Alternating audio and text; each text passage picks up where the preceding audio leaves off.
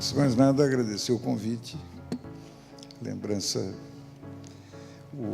eu faço parte de uma equipe que, há 35 anos atrás, criou uma editora, uma produtora chamada Oboré, e tem esse nome inspirado num instrumento dos índios tupis chamado boré, que é um instrumento de comunicação não musical, que era utilizado para chamar a tribo nos momentos importantes, caso houvesse alguma ação, necessidade de uma ação coletiva, minimamente organizada, para enfrentar uma tribo inimiga, um incêndio, presença de uma onça, coisa desse tipo. Então, tocava-se o boré, já que as pessoas estavam dispersas, ninguém mandava em ninguém, era uma vida tranquila, o sujeito estava caçando, pescando, zanzando, mas se havia alguma coisa importante, tocava-se o boré, que produzia um silvo muito agudo, e as pessoas já entendiam que tinham que deixar de lado o que estavam fazendo e vir correndo para o terreiro da aldeia, e aí todos juntos, em assembleia, decidiam o que fazer. Então, o boré é um instrumento de comunicação para chamar os dispersos a se reunirem para lutar em legítima defesa desse povo. Não é um instrumento de ataque, é um instrumento de defesa.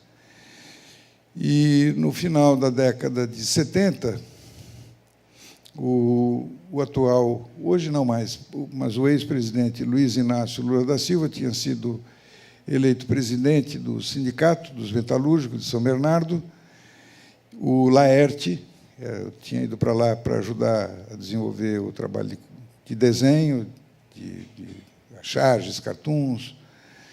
E, a certa altura, o Lula estava muito incomodado com o fato de que só havia um jornalista, que era o Antônio Carlos Félix Nunes, que tinha uma coluna sindical num jornal importante, popular, chamado Notícias Populares, e ele também era o editor do jornal dos Sindicatos Metalúrgicos de São Bernardo, dos têxteis, dos químicos, dos padeiros, e ele fazia de ponta a ponta, da pauta até acompanhamento na gráfica. E o Lula estava muito incomodado com o fato de que o jornal era muito parecido com um dos outros, e ele estava convencido que era preciso um jornal quinzenal para a Volkswagen, um outro para a Ford, um outro para a General Motors, um outro para a Scania, um outro para a Toyota, porque ele entendia que americano, alemão, sueco e japonês administram as empresas de maneira diferente, e, portanto, esse jornal geral era ineficiente, era uma faca que não tinha gume. E ele imaginava também que deveria existir uma revista qualificada para distribuição a toda a categoria, sobretudo para ser um veículo que interessasse a parte mais qualificada dos metalúrgicos ferramenteiros, aqueles que tinham um peso dentro das fábricas grandes. E ele pede ao Laerte se o Laerte não tinha um grupo de amigos, de jovens recém-formados, coisas por aí, que nós pudéssemos nos constituir uma equipe, de tal maneira que um seria contratado como jornalista em São Bernardo, o outro pelos químicos de Santo André, o outro pelos têxteis, etc., de sorte que cada um desses jornalistas teria os outros 5 como sua equipe de apoio. Então, se trabalharia em equipe e cada um teria um seu editor. Então, de fato, quem acabou inventando a Oboré foi exatamente o ex-presidente Luiz Inácio Lula da Silva.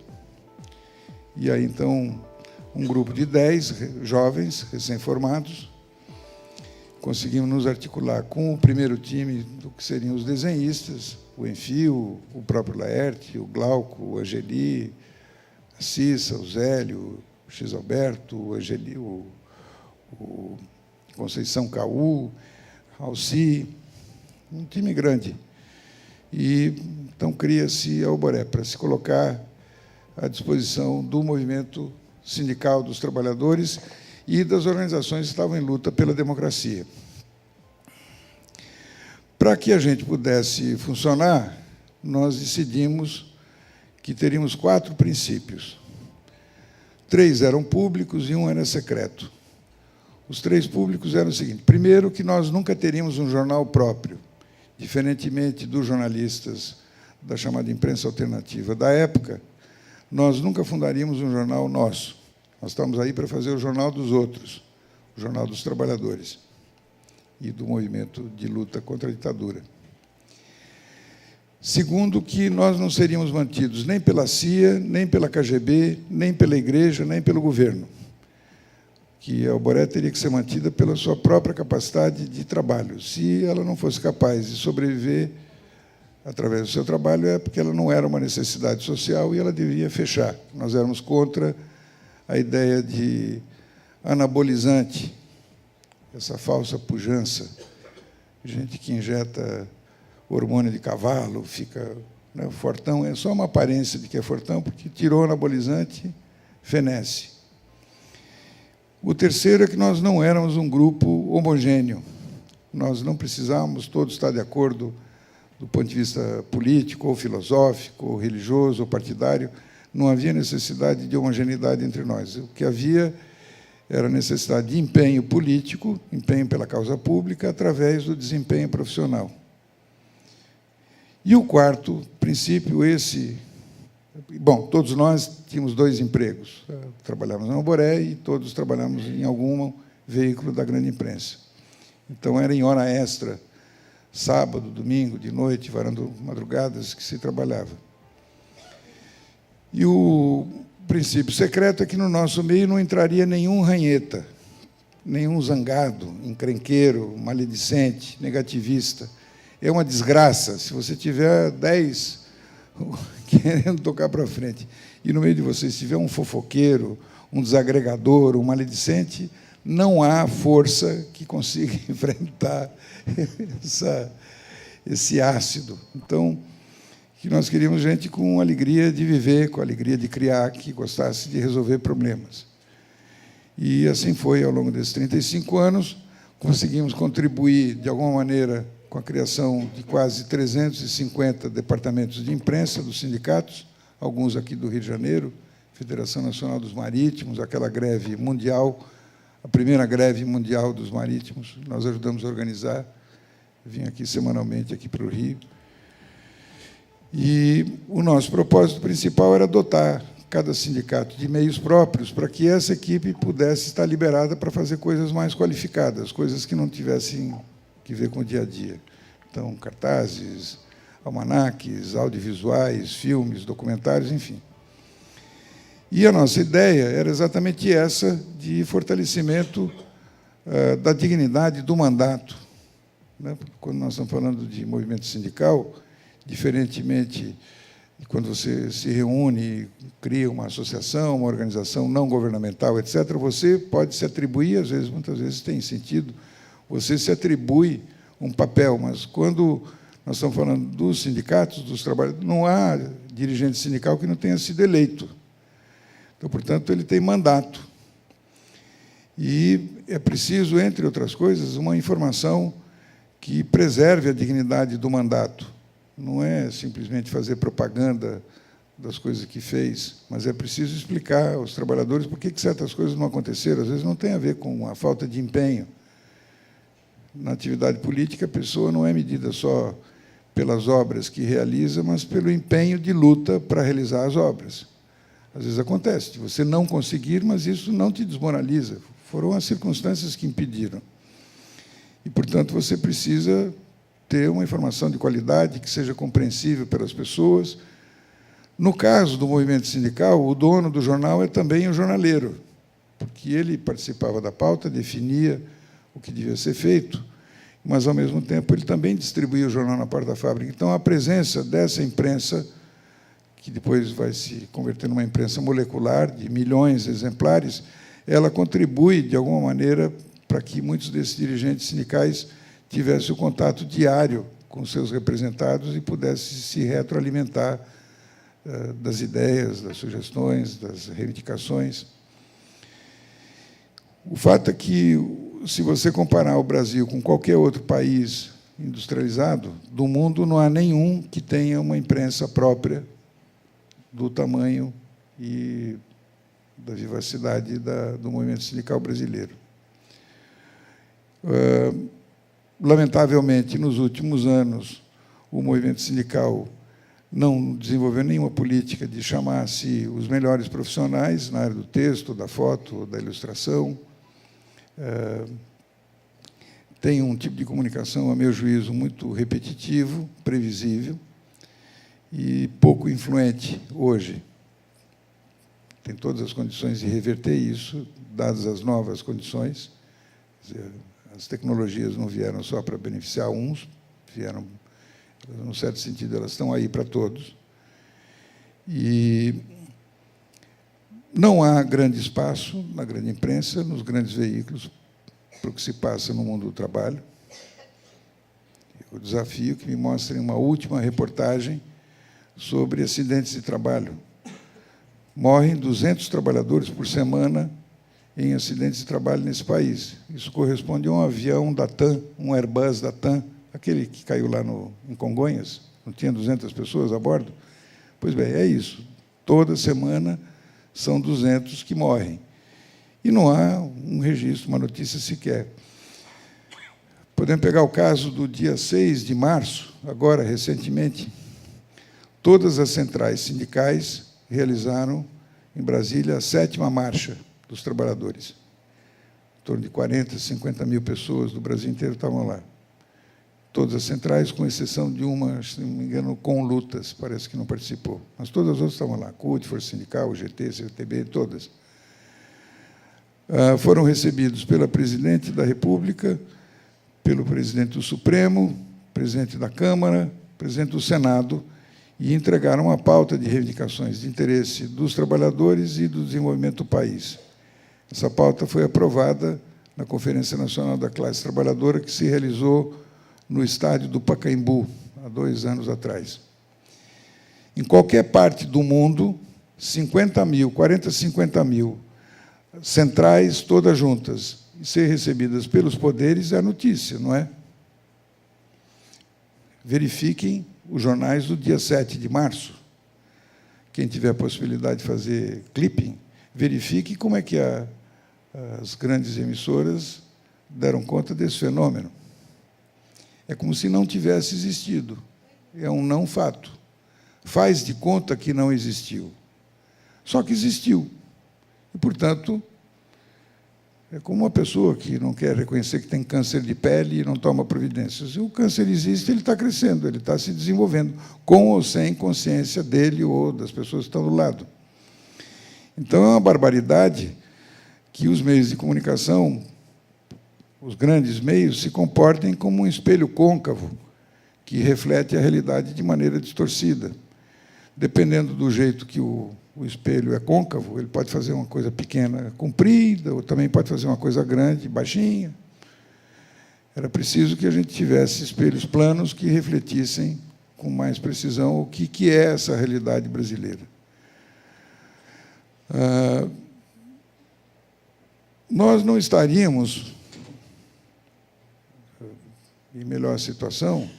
De 2008 para cá aconteceu um terremoto na economia do mundo, e tinha muita gente que achava que depois do negócio de 2008 a gente ia naufragar, e não naufragamos porque foi o movimento sindical que veio à luta, conquistou aumentos de salário, houve essa unidade das centrais para se interessar pelo salário mínimo, que normalmente era uma pauta que não interessava ao movimento sindical, que lutava apenas pelo salário piso de categorias mais qualificadas.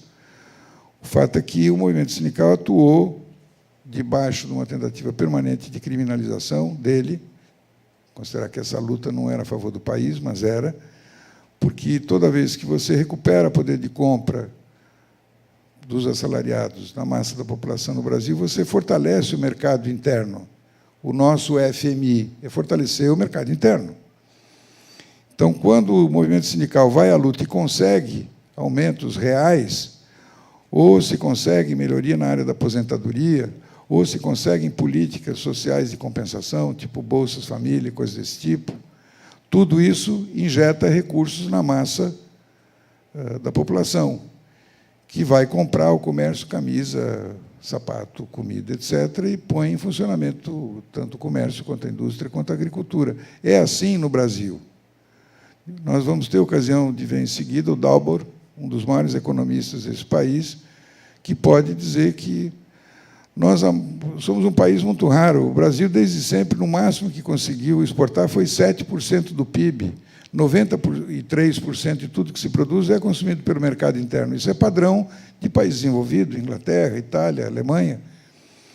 Então, nós não somos a Coreia que exporta metade do que produz. Então, toda vez que o movimento sindical, os trabalhadores conseguem vitórias para si, eles não estão apenas conseguindo vitórias para si, eles estavam ajudando a tirar o país do buraco, da recessão que nos acompanhou. Então, a ideia de que a luta, as greves, etc., isto desestabilizavam, isto instabilizava o país, isto é uma bobagem, tá certo? Porque, na verdade, esta luta era uma luta contra a doença, contra a morte, contra o oferecimento do nosso país. Mas eu acho que o próprio movimento sindical não tem consciência disso. Ele não se coloca, hoje, como um dos artífices desta política que conseguiu contrariar o que parecia que era natural, e o Brasil conseguiu enfrentar, de forma bastante razoável, esta crise de 2008 para cá. Ao contrário, nós não temos... Estou lendo aqui no jornal hoje, quase 40% da juventude de gente entre 18 e 25 anos em Portugal está desempregado. Parece que na Itália é assim também, na Espanha. Aqui falta mão de obra qualificada para tanta coisa.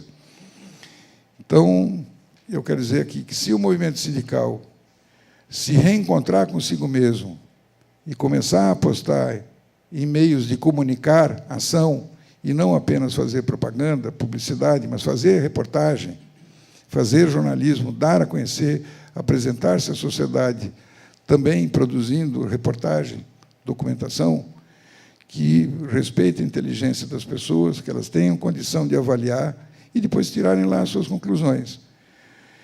No caso do dia 6 de março, a grande imprensa não deu nada.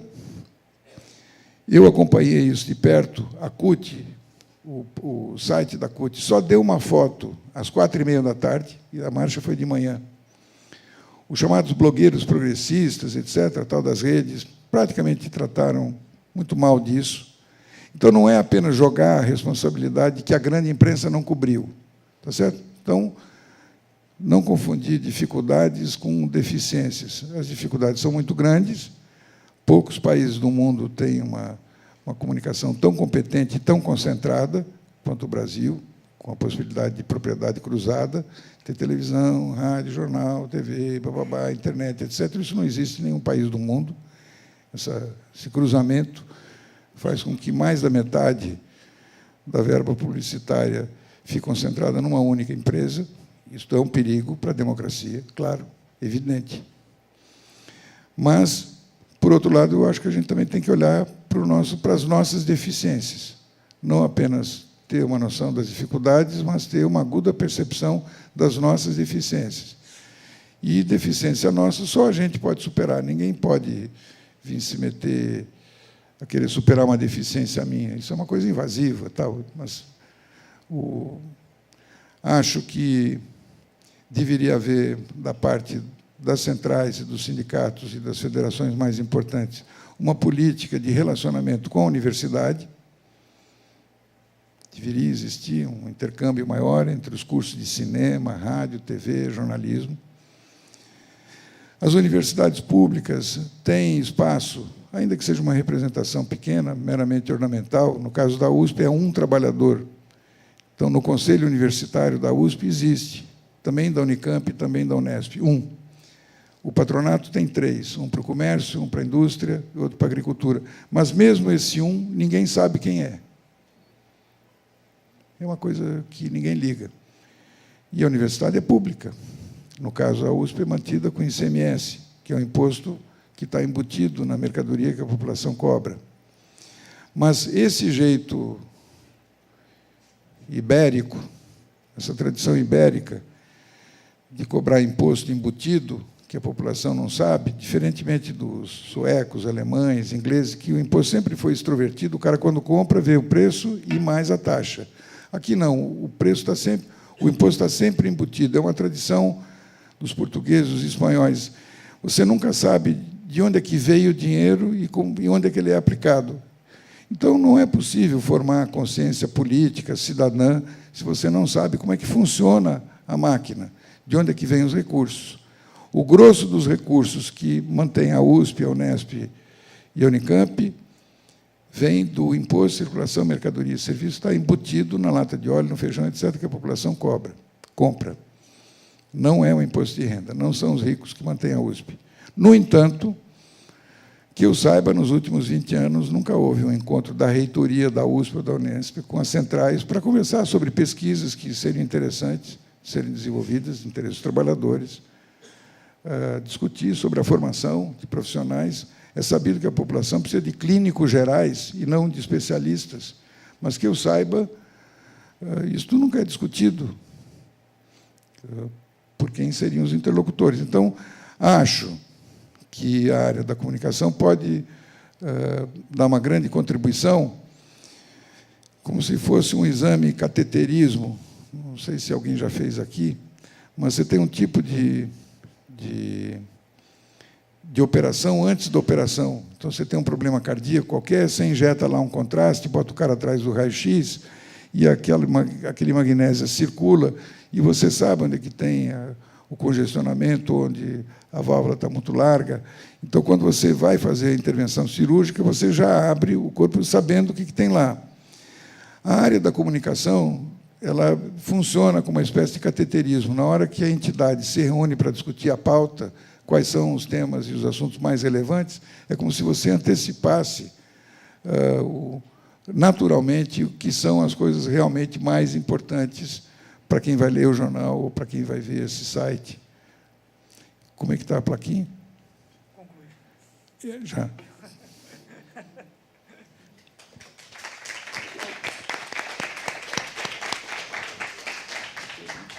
Vamos ouvir as considerações do professor José Picocco.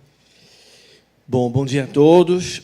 Eu também vou começar agradecendo pelo convite e parabenizando a organização pela iniciativa de promover um debate dessa qualidade e com esse tipo de propostas, né, em torno do 1º de maio. Né? Eu vou pegar esse debate sobre meio de comunicação e mundo do trabalho de uma maneira um pouco mais abstrata, né? E aproveitando a fala que me precede, né? Não digo como uma base, né? Mas tentando me alavancar pela qualidade da apresentação, que tem implicações políticas, sociais e também uma perspectiva histórica, né? Porque eu vou pegar a coisa de maneira um pouco mais, não sei, pode ser um pouco mais abstrata, mas colocando algumas questões mais gerais, né? Então, tentando discutir qual é a relação entre o trabalho e a comunicação, né, em geral, né, e pensando os meios de comunicação nessa relação. E isso do ponto de vista das transformações do mundo do trabalho, da relação entre trabalho e direitos, 1º de maio, né? E da relação entre comunicação e a maneira que a gente hoje trabalha. E a gente poderia começar essa reflexão geral em torno de 2 afirmações, né? A primeira seria uma resposta: como é que hoje se trabalha na comunicação? E a gente pode dizer que hoje se trabalha na comunicação em geral, para além das questões da propriedade, dos meios, das emissoras, etc., em algo que foi antecipado por essa experiência do Boré, né? Ou seja, se trabalha cada vez menos dentro dos jornais e cada vez mais na sociedade, produzindo conteúdos que vão ser usados diretamente nas redes, né, de maneira horizontal, ou diretamente apropriados de uma maneira ou de uma outra por um meio de comunicação mais tradicional.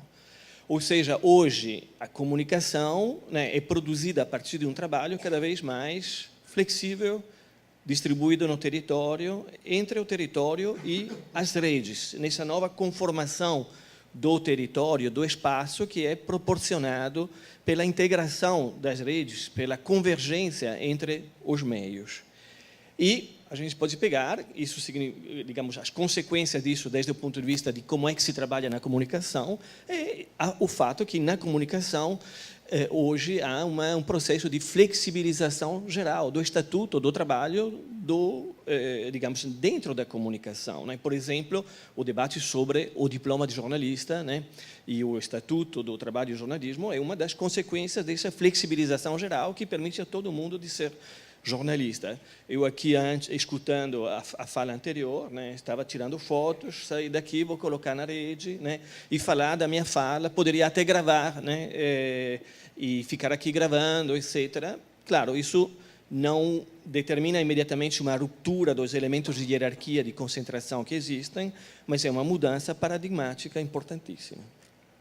Então, por um lado, nós temos uma transformação do modo de se trabalhar e de produzir a comunicação, né, que acompanha o que acontece na economia como um todo, né, que é essa flexibilização, que tem outro nome, que é a terceirização e a terciarização, né. Terceirização é o fato que se recorre cada vez mais para produzir a prestação de serviços, né? E é uma rede de fornecedores, né? Que são as agências que produzem os conteúdos, por exemplo, né? E cada vez mais distribuídas, né? E, por outro lado, a importância do setor terciário, né? O fato que as economias se tornam economias de serviços. Então, por um lado, nós temos essa transformação da comunicação, né? Do trabalho na comunicação, e, ao mesmo tempo, o que caracteriza o modo de se trabalhar na comunicação, hoje se torna a caracterização fundamental do modo de se trabalhar em geral. Ou seja, tudo vira comunicação. A maneira pela qual a gente produz comunicação, conteúdos, articula os meios, faz funcionar essa convergência, hoje não é mais apenas a característica do que acontece no setor da comunicação. É o próprio trabalho que hoje se torna um trabalho comunicativo, linguístico, ligado a o que funciona como paradigma na área de comunicação. Poderíamos dizer o seguinte, que nós estamos como dentro de uma transformação paradoxal, né, ou de um novo desafio, né? A comunicação se torna produtiva, ela é o elemento central da produção em geral, né? Hoje, a produção de um carro ela é ligada a uma estrutura industrial fundamentalmente organizada numa rede global, né? E para que essa rede global, o global sourcing, né? Essa rede de fornecimento funcione, né? De fornecedores, ela precisa de um sistema de comunicação extremamente integrado, né? E no nível global, cada vez mais horizontal. Então, a comunicação ela se torna produtiva, é o elemento, a gente fala isso de logística, de transporte, não é apenas a propaganda, né? Mas, ao mesmo tempo, o valor agregado de um carro, de um sapato, de um bem material, é cada vez mais ligado, né, ao mundo que esse bem material veicula, né? Na economia, na sociologia, se fala cada vez mais que, mais do que produzir um produto, se produz um mundo, né?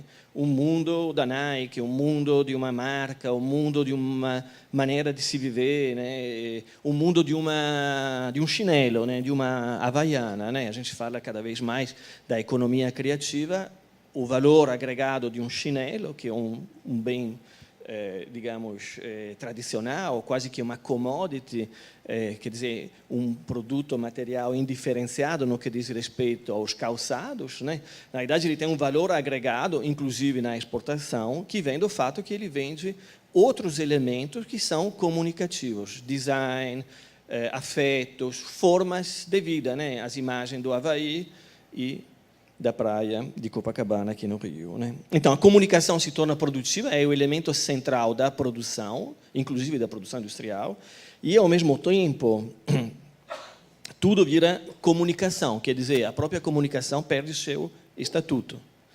Pelo fato que ela se torna geral, ela perde a especificidade que ela tinha, né? E isso implica uma transformação radical da estrutura dos direitos e do valor, que eu acho que me parece um dos elementos fundamentais para uma outra vertente do debate, né? A meu ver, complementar com relação ao que foi colocado antes, né, que é fundamental, para falar da democracia, do modo de se comunicar, dos movimentos sociais, do movimento sindical hoje, 1º de maio. Mas hoje a questão é que dentro dessa transformação da relação entre trabalho e comunicação, entre o trabalho que se torna comunicação e os territórios, as metrópoles que se tornam os nossos espaços de produção, há uma transformação radical do conceito de direitos e, portanto, da relação entre movimento sindical, movimentos sociais e constituição dos direitos do trabalho. Eu, em geral, uso falar do fato que o grande desafio é se pensar essa transformação não mais na perspectiva do que era o sistema anterior, que era fundamentalmente organizado em torno dos direitos do trabalho, dos direitos trabalhistas, mas pensar cada vez mais o trabalho dos direitos. Eu acho que esse episódio da grande mobilização sindical e, por um lado, do silêncio pela qual ele passou desde o ponto de vista da mídia oficial, mas também da incompreensão das mídias horizontais, os blogueiros, eu acho que ela está em torno desse desafio, desse enigma. Como é que a gente consegue juntar uma dinâmica da organização dos direitos que não passa mais apenas pela organização sindical a partir da mobilização prévia do nosso trabalho dentro de uma relação salarial, mas que implica o trabalho dos direitos como condição do tipo de inserção na relação salarial. Ou seja, pensar os direitos independentemente da relação salarial, e isso significa dizer que, na medida que todo o trabalho se torna comunicação, que ele acontece na metrópole, há uma dimensão de direitos que permite de trabalhar. Isso transforma o próprio conceito de direitos. Eu vou tentar fazer algumas exemplificações concretas, apesar um pouco do recorte um pouco mais abstrato que eu estou fazendo, mais geral, teórico, que eu estou fazendo desse debate, pegando a questão da telefonia, por exemplo, que é uma questão central. Depois vou pegar a questão, uma questão interessante, a meu ver, que é a experiência desses 10 anos de políticas sociais, né? E, em terceiro lugar, esse caso do reconhecimento recente dos direitos trabalhistas do trabalho doméstico. Me parece um caso emblemático. Então, a telefonia hoje ela não é mais fixa, ela é móvel. Ora, nessa passagem do fixo para o móvel, nós assistimos exatamente a uma transformação da relação entre trabalho e direitos. Eu sou italiano, vivi 40 anos na Europa antes de vir aqui. Eu nasci em um ambiente onde a telefonia fixa era um direito quase natural. Nunca me perguntei quem tinha e quem não tinha telefone. Então, depois dos meus 40 anos de idade, cheguei no Brasil, né, em 95, e descobri que a telefonia fixa não era absolutamente um direito, ainda em 95. Alguém tinha, alguém não tinha, né? E, aliás, os mais pobres não tinham telefonia fixa. Por que não tinha essa telefonia fixa? Porque na Europa, de onde eu venho, a gente tinha. Porque a telefonia fixa era fundamentalmente um direito do trabalho ou um serviço funcional à grande indústria ou à grande administração estatal. Todo mundo tinha telefonia fixa, educação, porque tinha um trabalho assalariado universal, que era o Fordismo, o sistema fordista. No Brasil não teve, a não ser por ilhas, né? E a telefonia fixa era algo a ser alcançado. Quer dizer, ser alcançado na medida que o desenvolvimento, o crescimento industrial transformasse todos os pobres das grandes cidades em trabalhadores industriais. O que não aconteceu. E, ao mesmo tempo, a telefonia se tornou móvel. E o telefone celular foi no bolso de todo mundo, não olhando mais para a cara dele, na medida que ele seja ou não um trabalhador assalariado. Ele vai no bolso de todo mundo, independentemente da condição dele. Ou seja, ele inclui todo mundo, como era a telefonia fixa, mas, ao mesmo tempo, ele inclui os excluídos enquanto tais. Pode ser um camelô, pode ser um favelado, pode ser um professor universitário. Todo mundo tem o seu telefone fixo e hoje móvel, e esse telefone hoje, tendencialmente, é um telefone inteligente, conectado. Nós temos aqui uma figura dessa transformação. Vejam bem, a figura dessa transformação, quando a gente pensa no Rio de Janeiro, ela faz com que, hoje, os territórios das cidades, territórios da pobreza, das favelas, da periferia, sejam o terreno de uma guerra e de uma pacificação, que diz respeito ao fato que o que está acontecendo no Rio de Janeiro, diante da emergência dessa nova chamada classe média, né, é que esses territórios de exclusão, até um certo ponto, abandonados ao narcotráfico e a uma política de violência, porque a gente tem os 200 mortos no trabalho, mas a gente tem a violência do tráfico, a violência do crime, a gente tem a violência metropolitana, né? Ela está transformando o terreno exatamente na medida que, hoje, a pacificação ou as milícias, elas dizem que quando a telefonia se torna móvel, vai no bolso de todo mundo, imobiliza esse todo mundo, independentemente da relação salarial, o controle do território diz respeito ao controle dos circuitos, das redes de produção e de acumulação de valor. Vejam bem, o que as milícias controlam no Rio de Janeiro é a distribuição e a organização dos serviços. O que a pacificação faz, permite ou não a entrada de serviços legais. O que está em jogo é a dinâmica dos serviços. Segundo exemplo que eu vou usar é aquele do reconhecimento recente, que me parece que tem que ser comemorado no 1º de maio, dos direitos trabalhistas dos trabalhadores domésticos. Enfim, eles têm, hoje, a possibilidade de ter um sindicato, um horário de trabalho, né, e ter as mesmas reivindicações dos outros trabalhadores. Então, é uma grande conquista, né? É uma grande conquista que faz parte, a meu ver, desses 10 anos de pequenos avanços expressivos que mostram quanto é possível fazer, né? Ao mesmo tempo, quando a gente fala do trabalhador doméstico, a gente sabe que, na realidade, é uma trabalhadora, né? E não um trabalhador, em linha geral. E a gente sabe que a gente chega a essa situação na qual, enfim, esses direitos são reconhecidos, mas, numa sociedade de serviços, é todo o trabalho que tende a ser um trabalho doméstico, quer dizer, que implica uma mistura de tempo de vida e de tempo de trabalho comunicativo e trabalho dos afetos, que é difícil mensurar.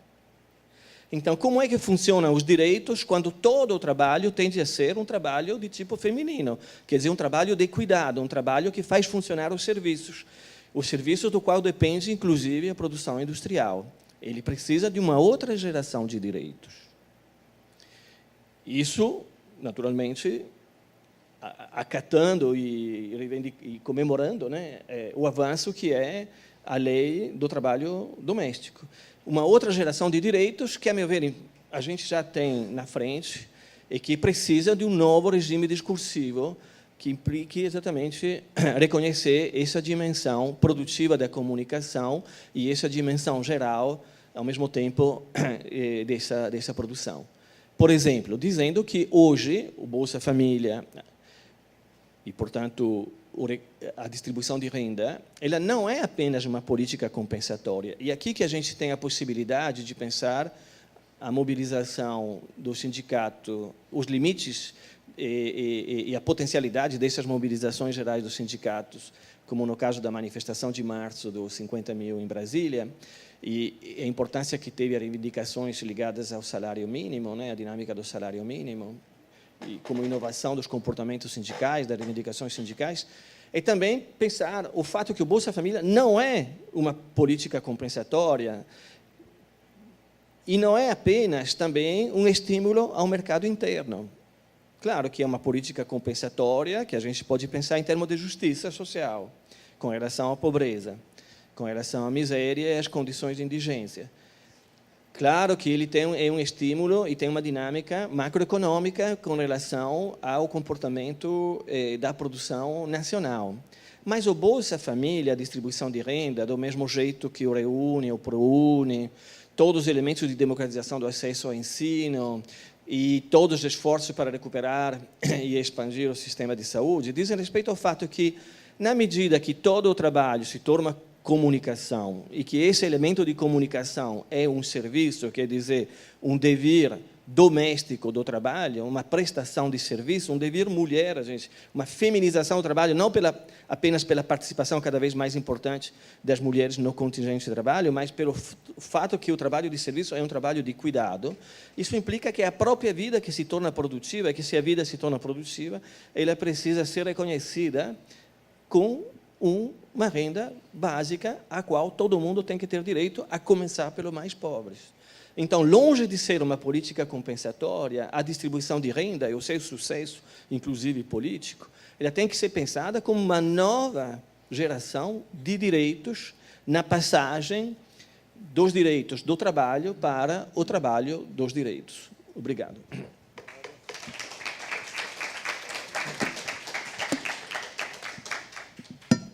Só para avisar, já que a gente está falando de comunicação, esse seminário está sendo comunicado, transmitido ao vivo pela TV Redentor, no endereço www.redentor.tv.br. E a gente também tem a página no Facebook, que está aparecendo aqui a todo momento, Agenda Social do Trabalho. Dona Ni, por favor. Mais uma vez, bom dia para todos e todas. A Web TV Redentor, ela tem, desde o início, está se transmitindo ao vivo, né, e todos podem acessar em qualquer lugar do mundo, da maneira que aquilo que nós fazemos aqui pode ter repercussões e pessoas nos vendo e também compartilhando através desses meios de hoje, né, também através de tanto Facebook e outros tipos de páginas, né, dando as suas opiniões. Eu creio que, nesse aspecto, nós vemos também que aquilo que acontece no Dia do Trabalhador, né, nessa comemoração desses 3 dias de reflexão que fazemos aqui, ajuda a fazer uma diferença muito grande nessa questão do meio de comunicação. Tá?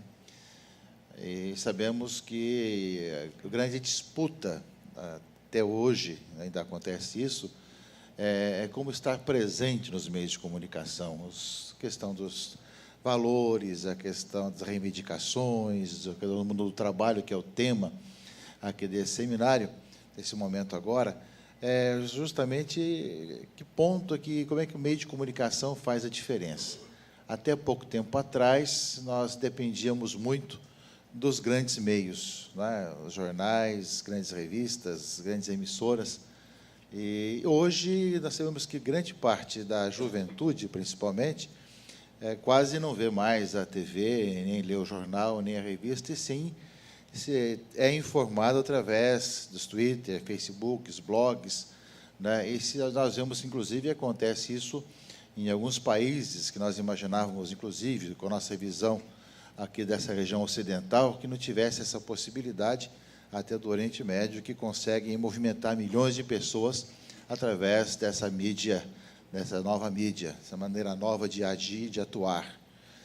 Então, eu creio que falar, né, de meios de comunicação e mundo do trabalho, nós vemos que, de um lado, existe justamente essas várias situações de reivindicações, de várias situações de necessidades, e que, enquanto não colocarem também obstáculos, né, ou dificuldades para a comunicação virtual, ela tornou-se uma possibilidade muito grande e uma influência muito grande, né, de movimentar milhões de pessoas e também hoje, fazer acontecer uma nova mentalidade.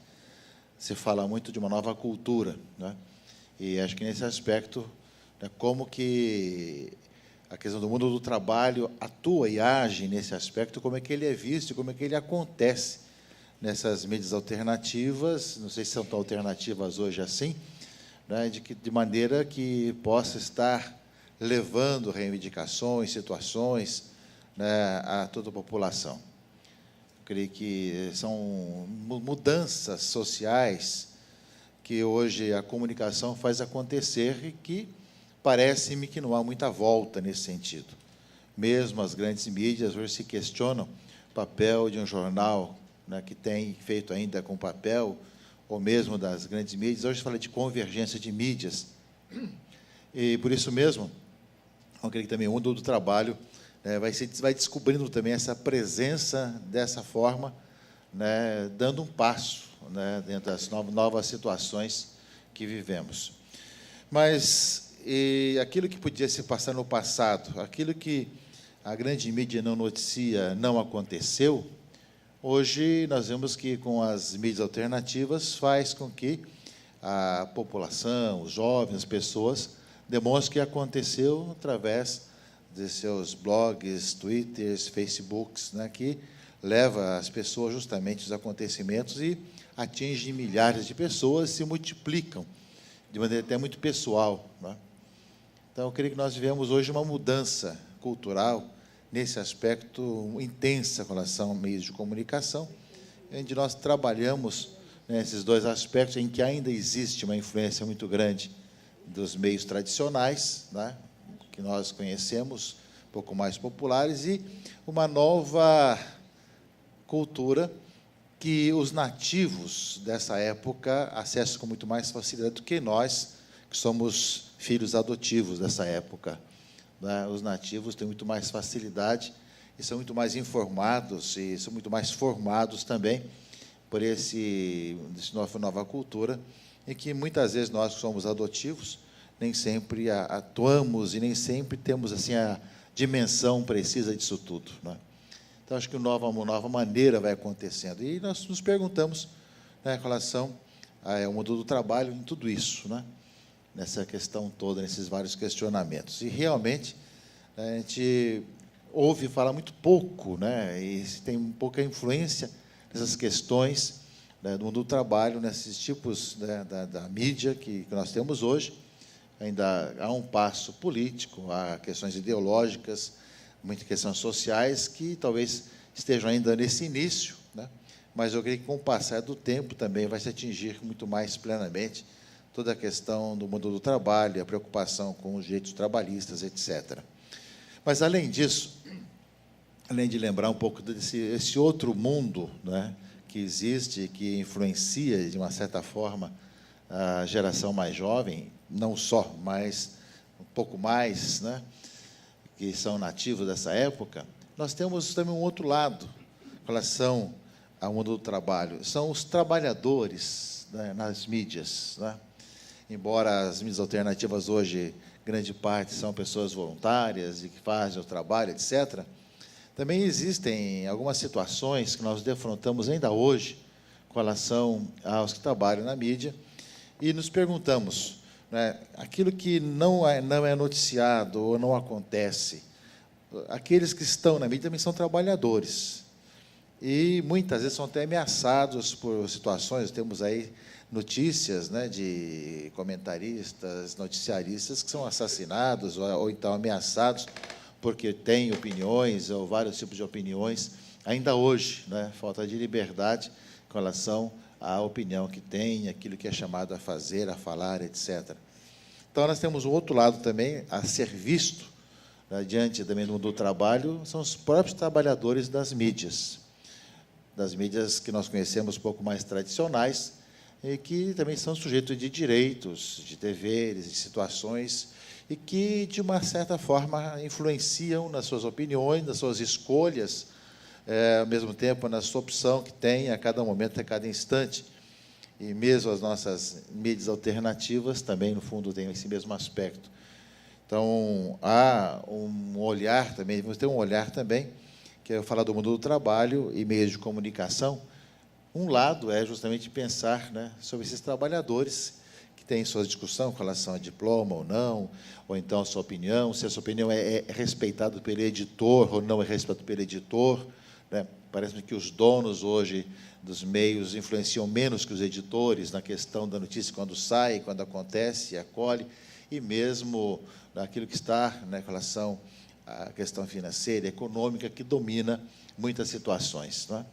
Então, acho que um lado, diante de um mundo em mudança, também esse olhar para as pessoas que estão, né, nos meios de comunicação, talvez os mais tradicionais, vendo justamente a sua função, sua missão, os seus direitos e também os perigos que correm com relação à opinião que emitem, aquilo que falam.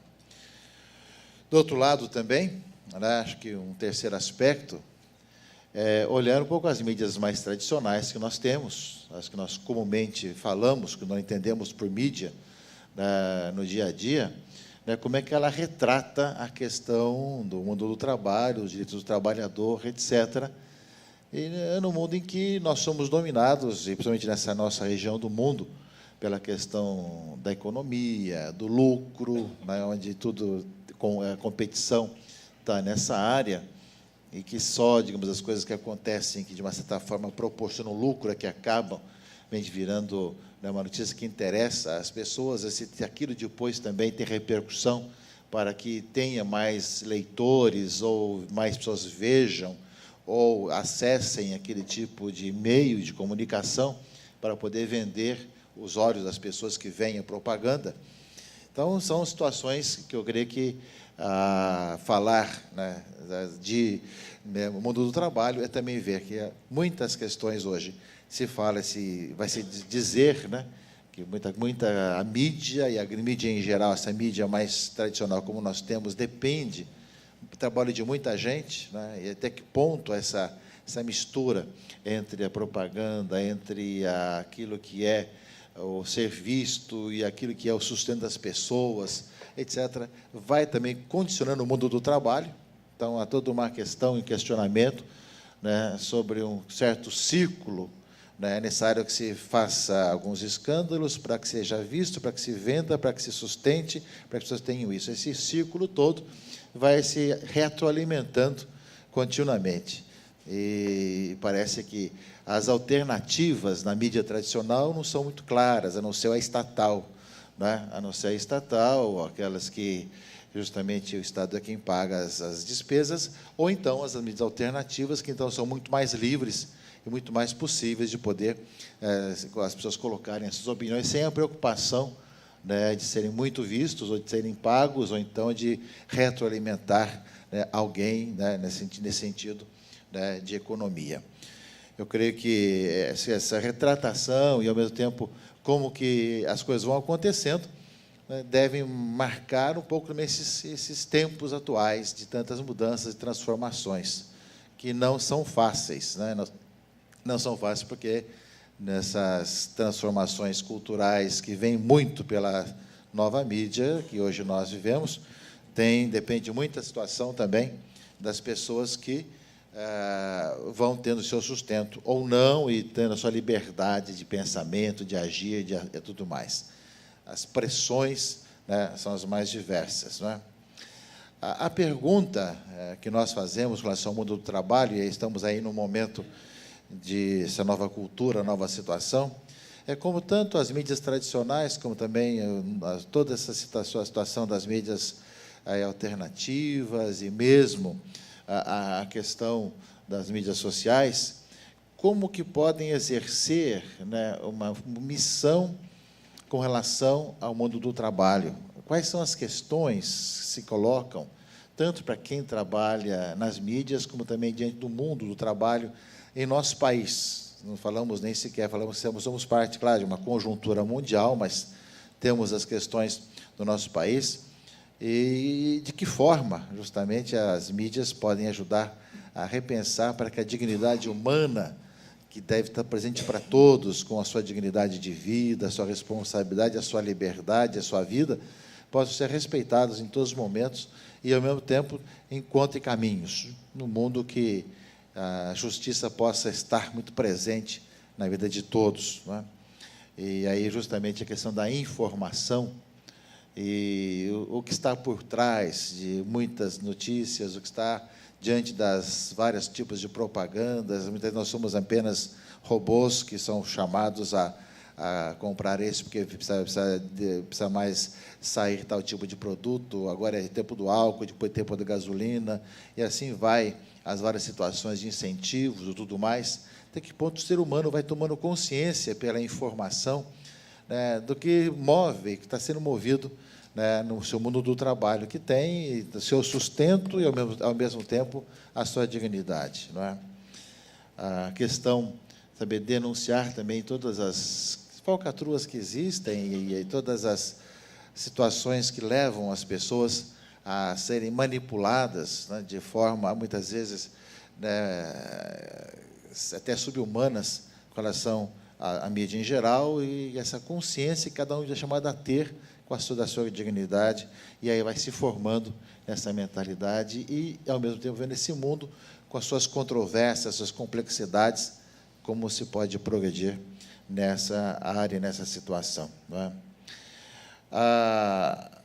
A mídia, os meios de comunicação, em geral, eles têm uma influência que nós podemos dar ou não a eles, dependendo de qual a nossa cabeça.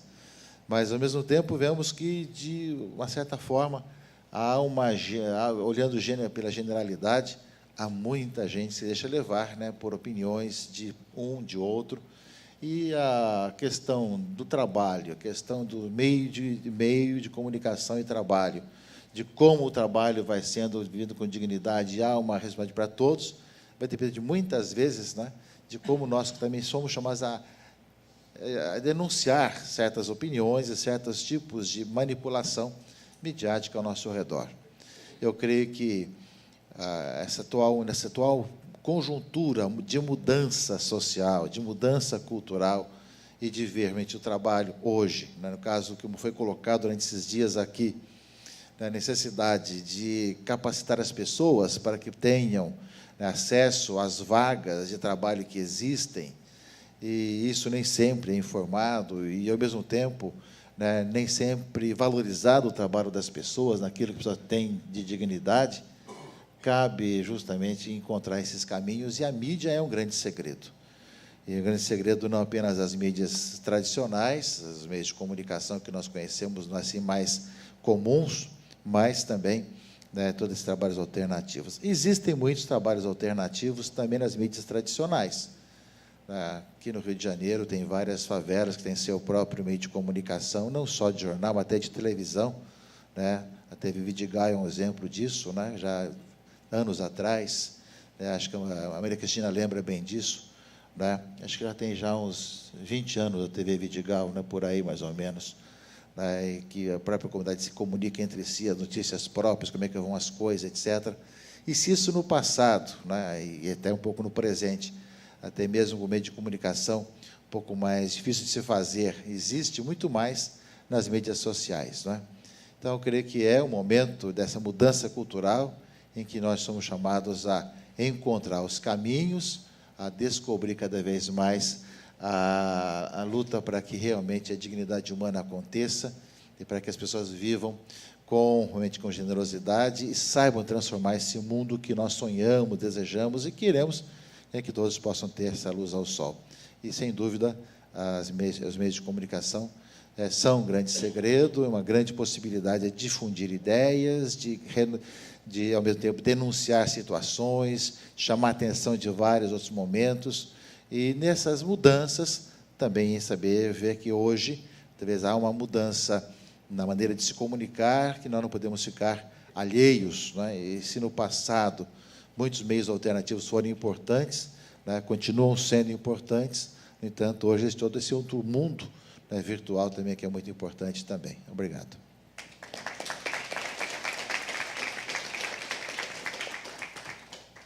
Bom, temos aqui duas perguntas. Tem mais perguntas chegando, Paulo?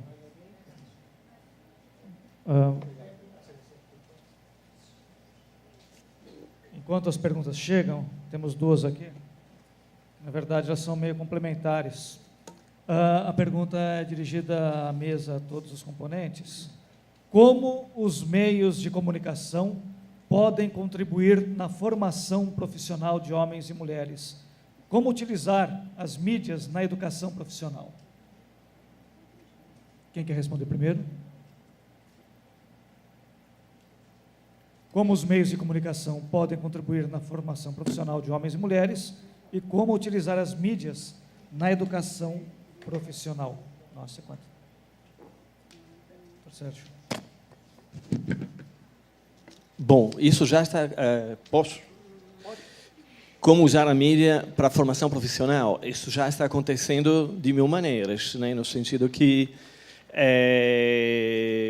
não é apenas a formação profissional, é a educação, né? Que hoje ela passa por um novo estatuto da mídia, né? Da mídia e dos meios de comunicação. Existe, por exemplo, a educação à distância, né?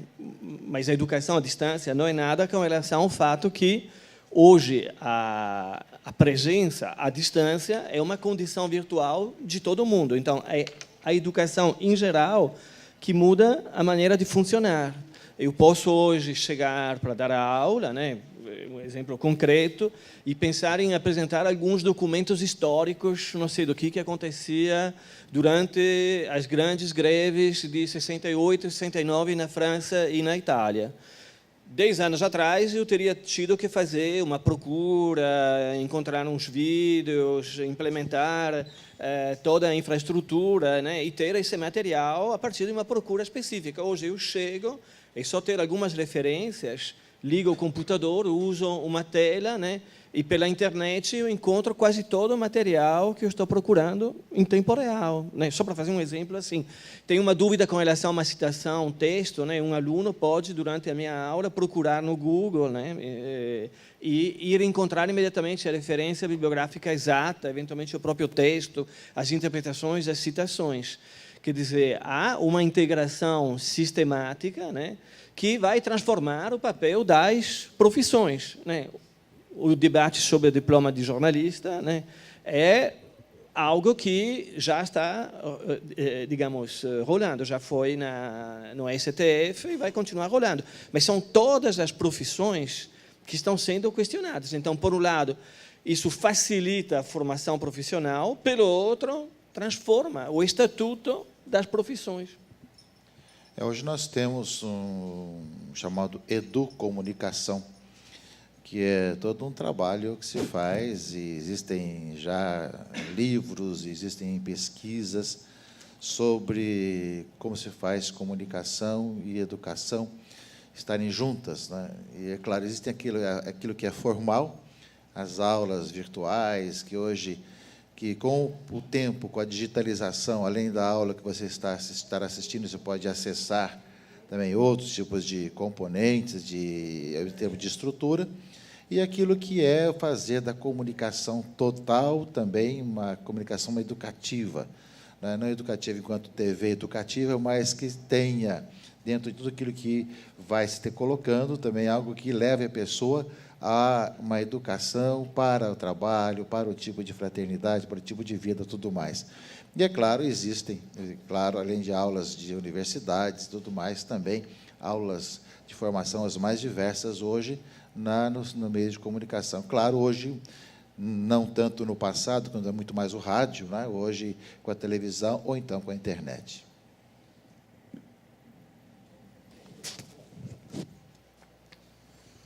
Bom, já que estamos aqui comemorando o 1º de maio, então lembrar que o 1º de maio lembra o massacre de Chicago de 1886, 2 anos antes da abolição da escravatura, em que os trabalhadores reuniram-se num congresso internacional na Europa, 2, 3 anos antes, e decidiram que 1º de maio, quem estivesse trabalhando 10, 11 horas, batia 8 horas e saía.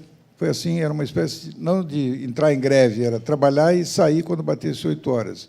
Esse movimento foi violentamente reprimido, isso resultou nos mártires de Chicago, gente que foi morta, presa para sempre, etc., exatamente porque lutava pela jornada de 8 horas.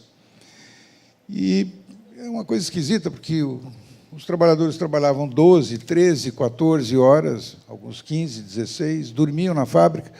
Por que não lutavam por 10 horas? 11? Por que exatamente 8? Porque exatamente o movimento dos trabalhadores concebia o dia dividido em 3 partes: 8 de sono, 8 de trabalho e 8 de tempo livre para se educar, 8 de tempo livre para se cultivar. Não era propriamente o lazer, vagabundar. Tempo livre para tocar um instrumento, visitar um amigo, ir a um hospital, ler um livro, se qualificar, se educar. Então, está embutido na plataforma dos trabalhadores já do século XIX, os que lutam e que marcam o 1º de maio, esse tempo livre para a pessoa se qualificar, para ela se educar, para se cultivar. Ou seja, está embutido aí um projeto cultural.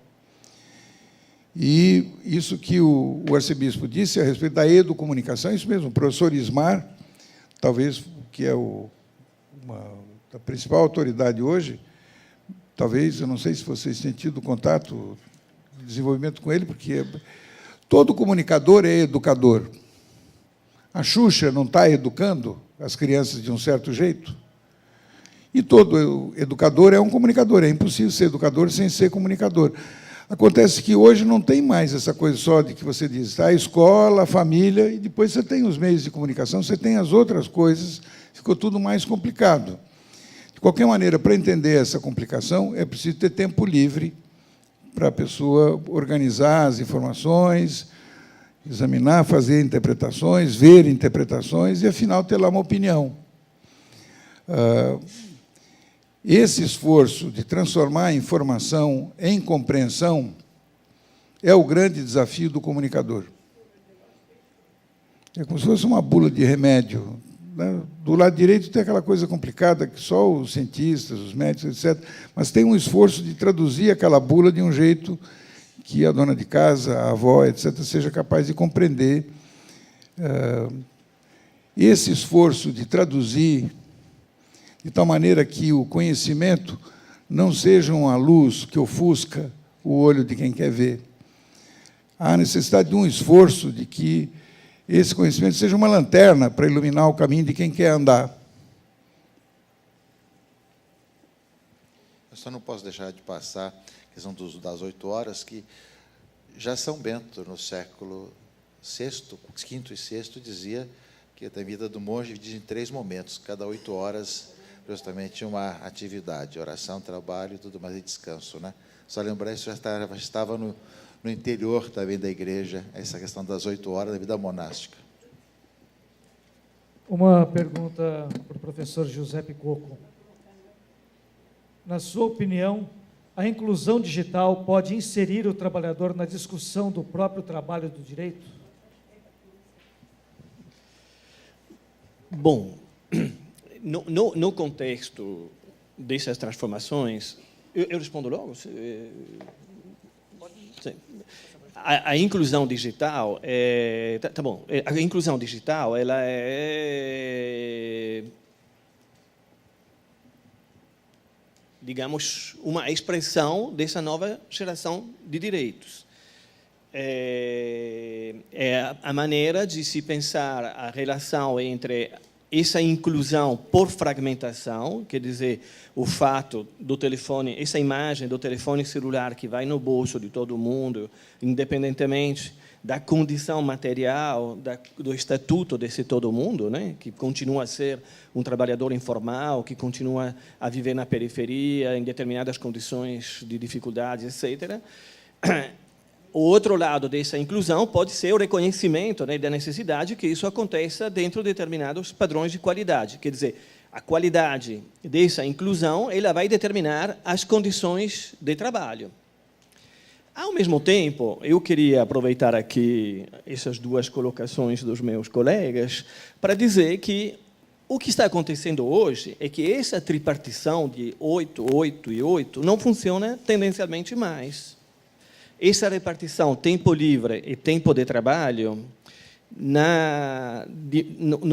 no transformar-se em comunicação do trabalho e no transformar-se trabalho da comunicação, né, isso implica o fato que, exatamente como no modelo do trabalho intelectual do jornalista, do professor, do economista, do padre, né, há uma mistura que é cada vez mais difícil resolver entre o tempo de trabalho e o tempo de vida, como exatamente no caso do trabalho doméstico, que, felizmente, foi regulamentado, mas a gente sabe que o trabalho doméstico, por definição, ele vai conter elementos que são incomensuráveis, como é incomensurável o meu trabalho de professor. Eu tenho um regime jurídico único da UFRJ, 40 horas de dedicação exclusiva. Não significa nada. É apenas uma convenção para tentar quantificar o inquantificável, porque eu não sei quando é que eu estou pensando, o que eu vou dizer, quando eu estou lendo, quando eu estou conversando com um amigo, tomando um chopp, eu posso estar acrescentando, inclusive, o meu trabalho de professor, e vice-versa.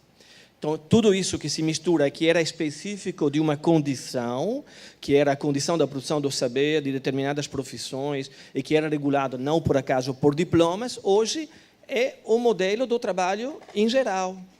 E isso se apresenta como uma liberdade, na medida que esse aculturamento das 8 horas dedicadas ao estudo, o que ele era? Era a possibilidade, né, a noite dos proletários, né, era a possibilidade de sair do trabalho manual para fazer outra coisa, se formar, se aculturar, se, digamos, entrar numa mobilidade vertical, né, a melhorar as próprias condições de vida na relação entre saber e poder. Hoje, ele vai ser cada vez mais a possibilidade dessa mistura, né, de uma nova liberdade, na medida que todo mundo pode ter uma reformulação da relação entre poder e saber. Mas, ao mesmo tempo, isso se apresenta pelo fato que toda a nossa vida que é mobilizada, ela não é reconhecida desde o ponto de vista produtivo, se transforma como trabalho de graça, né? Existe em inglês esse termo que é free, que é o trabalho livre, no sentido que eu faço o que eu quero, e, ao mesmo tempo, o fato que o meu trabalho é de graça, não é remunerado. E, portanto, ao mesmo tempo, como fazer essa remuneração? Vejam bem, quando a gente faz a crítica do sistema de comunicação, da concentração, do problema de democracia, né, o que foi colocado nas duas falas de maneira absolutamente pertinente, se a gente integrasse esse critério no funcionamento da mídia no Brasil, e a gente criticasse a transformação sistemática que é feita da pessoa física em pessoa jurídica, no funcionamento da mídia, da grande mídia concentrada, monopolista, ela quebraria no dia seguinte. Não sei se vocês entenderam, quer dizer, a produção da televisão, sobretudo não o jornalismo, mas a produção de conteúdo, de todos esses espetáculos, de, aliás, tonalidade cultural variável, né, discutível, né, ela é organizada através por meio de uma rede de produtores, de artistas, de designers, de comunicólogos, né, que está espalhada no território, né, que, na maioria dos casos, não são assalariados. Eles são trabalhadores físicos que têm que se transformar, por meio de notas de favor, em trabalhadores jurídicos, né? Se a gente introduzisse um critério ali, haveria um elemento de crítica das formas de monopolização e de funcionamento econômico, do poder econômico dessa mídia tradicional e monopolista, que seria extremamente interessante, que viria pelo viés do trabalho. Ao mesmo tempo, quando a gente pega a situação europeia, na Europa a gente tem televisão estatal. Vejam bem, a Itália ela tem 3 canais importantes que são estatais, 3. RAI 1, RAI 2, RAI 2 RAI 3. Na França tem 2 importantes, tem um canal artístico que se chama Arte, junto com a Alemanha. Existe a televisão estatal e, ao mesmo tempo, o que a Itália tem? Existe os partidos de centro-esquerda, né, originários da democracia cristiana, do Partido Comunista, que estão junto no Partido Democrático, que, graças a essa presença da televisão estatal, tem 1/3 dos votos. Tem Berlusconi, que tem os outros 3 grandes canais. E agora tem um outro movimento, que é o primeiro partido, Cinque Stelle, que vem diretamente das redes. Quer dizer, há uma transformação estrutural. O movimento do Grillo, né, hoje é o primeiro partido na Itália e ele não tem controle de nenhum meio de comunicação e ele é constituído diretamente em rede. Ou seja, há uma transformação paradigmática. No cerne dessa transformação é a relação inclusão-exclusão. Somos excluídos dos direitos, mas, na realidade, somos todos incluídos no nosso tempo de vida. E essa tripartição, 888, que está sendo, digamos, que de fato não funciona mais do mesmo jeito. Dom Orani, a pergunta é para o senhor agora. Como grande formadora de opinião e responsável pelo um belo trabalho de conscientização do cidadão, a Igreja Católica também sofre com a censura velada imposta pela política brasileira? Só lembrando que a questão dos 888 nem na vida monástica funciona ainda hoje mais, né? É apenas os princípios, né, que começaram e nortearam tudo mais. Hoje as mudanças também fazem acontecer, né? E na dúvida que cada região do mundo tem as suas várias situações em relação aí à TV estatal, à TV pública, Temos aí grande exemplo da Inglaterra, que tem a questão da TV pública, que não é estatal.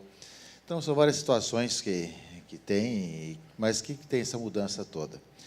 Agora, a pergunta em relação à questão da igreja. A igreja está presente na sociedade, no mundo inteiro. Acho que não é novidade para ninguém que há toda uma situação de contestação de vários valores que a igreja anuncia e prega em todo quanto é lado, não é? Isso faz parte dessas mudanças sociais, né? E eu creio que o grande desafio é, como você realmente dizer, das suas convicções e o porquê disso tudo, né? Que não é algo gratuito, nem algo simplesmente de alguém que tenha uma ideia fixa, que não quer mudar, simplesmente como se fosse um fanatismo, mas é algo que é muito importante para a vida humana. Então, o estudo é como fazer explicitar isso, sem dúvida, que seria o grande desafio da comunicação hoje da igreja, e que começa, evidentemente, com as pessoas que assim vivem, não é? Então, ao mesmo tempo, evidentemente, que junto aos vários locais, tanto de meios de comunicação como também governamentais, estão pessoas que são mais favoráveis ou menos favoráveis, né, aquilo que é pregado, é falado, e são as convicções. Isso faz parte um pouco, o importante é que não cesse de nós termos também a possibilidade de dizer das convicções e poder dizer aquilo que se pensa e quais são os valores que nós também achamos que são importantes para a nossa própria vida, diante de uma sociedade que sabemos que queremos ajudar a realmente com a nossa presença e com aquilo que nós achamos que é direcionamento. Acho que essas tensões, né, tanto na comunicação, como também na questão dos governos, na questão das secretarias e ministérios, etc., né, fazem parte desse trabalho e dessa vida de hoje, né, e que, claro, caberá às pessoas ver quais são as propostas que a gente constrói a vida, eu respeito a vida e olho para o futuro com confiança de muito tempo diferente.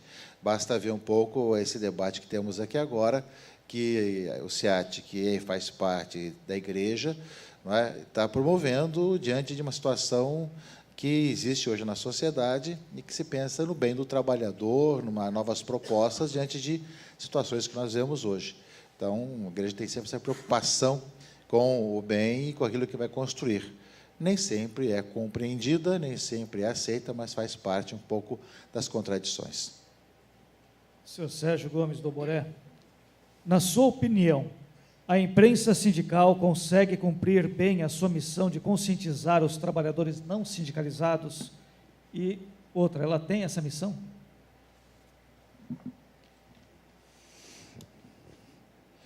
Bom, eu acho que ninguém sabe qual é a imprensa sindical de hoje. Não existe nenhum inventário atualizado. O último inventário que foi feito pela Oboré. Criamos a Hemeroteca Sindical Brasileira, isso vai fazer 20 anos, em que nós fizemos tipo ferrinho de dentista, dente por dente. Chegamos, na época, à conclusão de que eram perto de 10 milhões de exemplares por mês. Então, só em São Paulo. Isso significava a soma da tiragem de toda a Folha de São Paulo. A gente tem que ter termo de comparação. Nós temos aproximadamente 500 jornais diários no Brasil.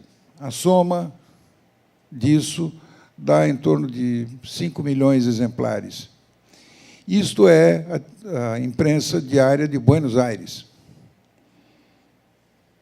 Ponto. Então, se lê muito pouco, se informa muito pouco. Então, eu não sei se hoje os meios de comunicação dos sindicatos estão fazendo esse trabalho. Pode ser que sim, pode ser que não. Não há nenhum inventário sério. A universidade não se debruça mais sobre o mundo do trabalho. Faço o levantamento aqui de quantas teses na Universidade Federal, ou na USP, ou na Unicamp, hoje se fazem sobre o mundo do trabalho. Está lá o Barelli, ele vai poder dizer. Hoje só interessa para o pesquisador coisa que pode ser traduzida em inglês e publicada no Japão. É a ideia da globalização. Se o assunto for muito específico, aqui, muito interesse brasileiro, etc., isso não dá méritos, créditos, etc., e o pesquisador não vai por aí. E hoje essa coisa de trabalhador parece que ficou meio à margem. Só que somos a maioria, os trabalhadores são a maioria. Nunca teve tanto trabalhador no mundo quanto agora, é o contrário. Tem muito trabalhador. É evidente que, com mudanças, Acontece que o jeito de chegar a informação até as pessoas, mesmo quando você não tem internet, não tem publicação, não tem nada. Vamos lá, vamos pegar aqui. Uma pessoa comum, em São Paulo, no Rio de Janeiro, conversa com 30 pessoas ao longo de uma semana. É assim. No caso de vocês, conversam com mais do que 30 pessoas, mas entre amigos, parentes, vizinhos, etc., é 30. Significa que um fato vivido numa porta de fábrica de 1.000 pessoas, lá, 1.000 pessoas, um fato importante, 1.000 vezes 30, 30 mil. 30 mil vezes 30, 900 mil. Isso chegará a quase 1 milhão de pessoas no prazo de uma semana, se esse fato realmente foi relevante, importante, e se ficou alguma coisa marcante para a vida das pessoas. Com ou sem internet, se fala das redes sociais, de que os meios, etc., isso é só um meio. O que são as redes sociais são os contatos, a confiança que se estabelece entre as pessoas, a importância da amizade, a importância de se retribuir. É isso aqui, de como é que bando vira povo. É a confiança, é o crédito. Depois, você pode ter meios, pode ser uma fumaça, pode ser bater num bumbo, um assobio, uma piscadela. Aí as formas de se comunicar entre as pessoas são as mais variadas. No caso, eu acho que as pessoas começam a ter cada vez mais, por conta da evolução dos fatos, noção dos seus direitos. Esse escândalo das donas de casa do Brasil, que casa grande e senzala, tudo no mesmo apartamento, esse escândalo com os direitos das trabalhadoras domésticas. Ora, isso é um atraso evidente que tem que regular, porque tem um jurista espanhol que disse que a lei liberta e a liberdade oprime. Ele está falando isso em relação ao direito do trabalho, que é a única área do direito em que as partes não são iguais. A justiça não pode botar as duas, porque o trabalho é sempre mais fraco em relação ao capital. Então, a justiça tem que existir para proteger o capital ou para proteger o trabalho contra o capital.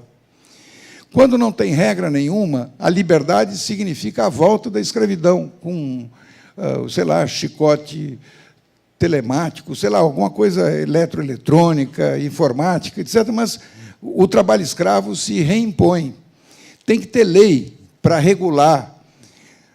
Esse tipo de gente que se acostumou a ser o dono das coisas no Brasil é carne de segunda. Esta gente não é dirigente de nada. Essa gente deixou a cidade se transformar em um caos. Não se preocuparam com o transporte coletivo, com a saúde da população, nem nada. Essa gente tinha a cabeça de ir embora.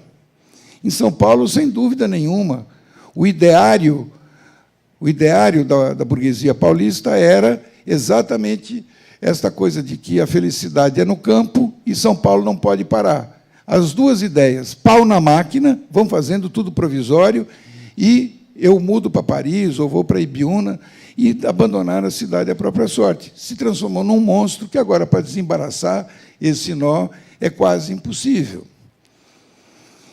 Então, acho que as coisas chegam lá tipo resfriado, que você pega e não sabe de quem. Eu queria dizer assim, fazer uma proposta aqui. Eu tenho 3 propostas aqui que podem ser, sei lá, encaminhadas pelo professor na universidade, pelo arcebispo Oranipo. Eu não vejo isto há muito tempo. Isso aqui é um campus avançado. Eu faria o seguinte, eu me desafiaria, um inventário dos meios de comunicação dos trabalhadores aqui no Rio de Janeiro. Conversar com a Universidade Católica, com a Federal, para que se realizassem seminários de qualificação dos dirigentes e dos profissionais dessa imprensa. Melhorar a capacidade de fazer uma comunicação melhor. E, terceiro, que as entidades sindicais fossem chamadas ao desafio de organizar um concurso de pautas para que estudantes universitários de jornalismo, de cinema, de rádio, TV, etc., um concurso de pautas sobre as condições de vida dos trabalhadores. Entrar lá onde é proibido. Até hoje é proibido entrar na fábrica. Ela ainda é concebida como um espaço tipo campo de concentração. A imprensa não pode entrar em qualquer fábrica. O sindicato não existe dentro da fábrica. O artista não pode ir, o poeta não pode ir. Ainda existe, aqui no nosso país, território em que é de propriedade do capital. A sociedade não entra. Raras são as fábricas que abrem espaço para que os familiares, os filhos, vejam onde o pai trabalha durante o dia. Dom Cláudio, me lembro que em São Bernardo, uma das lutas era fazer com que as famílias tivessem lá um dia por mês que fosse para conhecer de onde é que vinha o sustento da casa. E também o trabalhador ter enfim, depois era o caso de conversar o que é isso que nós estamos falando. Este país tem a tara do trabalho escravo. A classe trabalhadora brasileira se formou à base de 8 ou 10 milhões de africanos que foram de lá para cá. Não há um único documento, um diário de bordo sobre o que foi a travessia desses 8 milhões. Essa sociedade está acostumada a tratar que no porão, na casa das máquinas, não existe gente. Só existe gente do convés para cima, dos 10%. Não é isso? Então, faz de conta que as coisas andam no automático, só que lá embaixo tem um remador. Vocês lembram dessa piada? Que tinha uma piada de que tinha uma galé que estava atravessando do Egito para Roma e Cleópatra estava a bordo. E lá embaixo os remadores, amarrados, aquelas correntes, aqueles homens musculosos e tal. Aí, chega lá, remadores, descansai. Tenho duas notícias. Cleópatra está a bordo, tenho duas notícias. Uma boa e outra ruim. Qual é que vocês querem dar primeiro? A boa, a boa. Cleópatra manda informar que cada um de vocês ganhará um garrafão de vinho branco geladinho para cada um de vocês. E a ruim? Ela quer esquiar depois do almoço.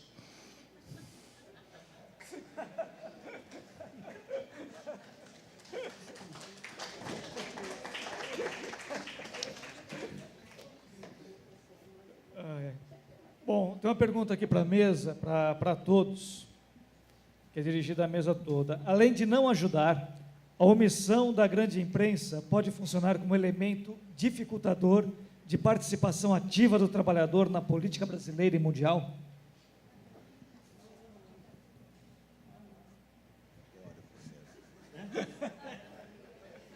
Pode começar, José. Isso. Bom, com relação a essa pergunta, acho que mais ou menos todas as falas, a última fala, já respondeu, né?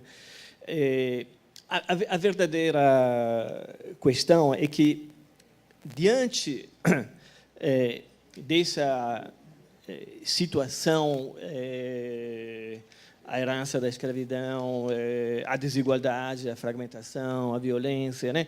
Quando a gente fala, por exemplo, de, não sei, o Rio de Janeiro, né? Uma das questões fundamentais no Rio de Janeiro é a mobilidade, né? Essa é a realidade da periferia, né? E a reorganização da cidade em função dos mega-eventos, né? Bom, e a gente sabe que a gente fala da comunicação desde o ponto de vista dos meios de comunicação, quer dizer, do que a gente entende tradicionalmente como mídia, né? Mas a comunicação não é apenas o que a gente comunica nas redes, mas é também como a gente circula no território, e isso implica os transportes. E uma questão interessante seria saber qual é o estatuto trabalhista, né, dos trabalhadores dos transportes, que faz com que a gente tenha, no Rio de Janeiro, a situação absurda dos ônibus mais rápidos do mundo, né, em termos de transporte coletivo, né, são rapidíssimos e matam todo dia um monte de gente.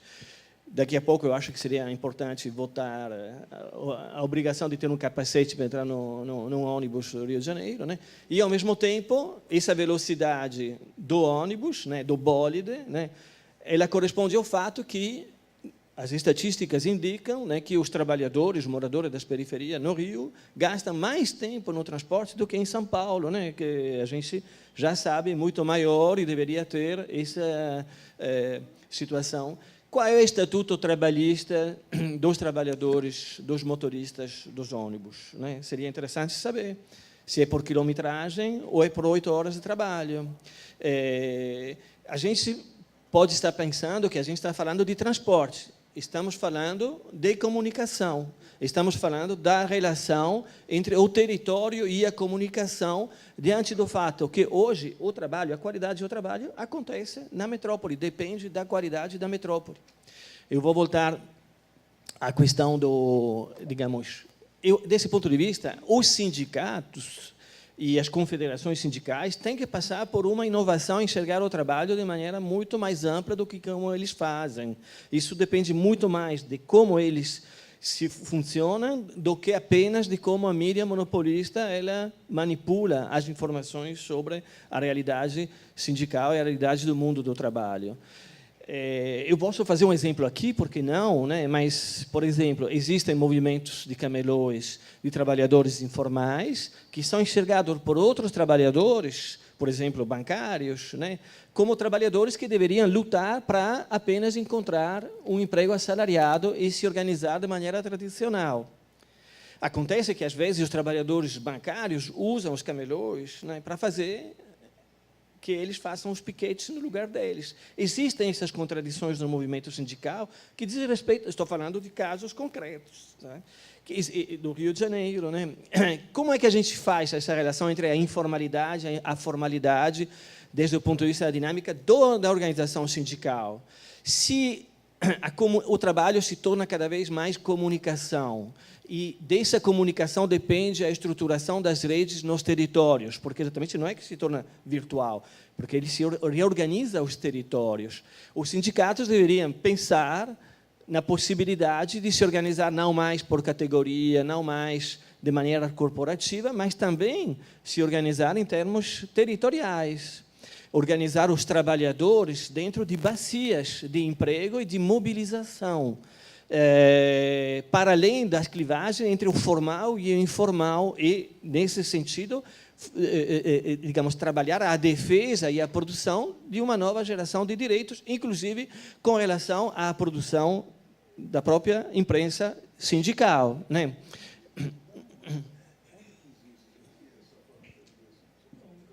Acho que...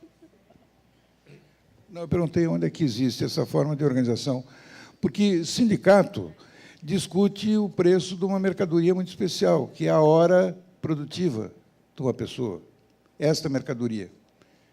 E se é homem ou se é mulher, não importa, tem que ganhar o mesmo tanto, não é isso? Esse sindicato se diferencia de associação de bairro, partido político, organizações de todo tipo, porque ela tem um papel que é dele, sindicato, que é a discussão de quanto vale a vida, a hora produtiva. Esses arranjos que você estava falando na área territorial, eu não estou entendendo. Isso seria uma reorganização da estrutura. É fato que nós estamos 70 anos de CLT hoje. A estrutura sindical é da década de 30/40, em que é sindicatos, trabalhadores na indústrias e aí vem o produto, têxtil, borracha, etc. E hoje não tem mais importância o produto, é o processo. E, portanto, você teria que ter uma noção da cadeia produtiva, para que as centrais, trabalhando com a cabeça, pudessem fazer a luta de forma eficiente, que significa trabalhar menos e ganhar mais. Embora, se você abandonar o movimento sindical à sua própria sorte, o sujeito quer ganhar sem trabalhar, tá certo? Se a plataforma for só essa, mais, quero ganhar mais e trabalhar menos, até o ponto de ganhar sem trabalhar.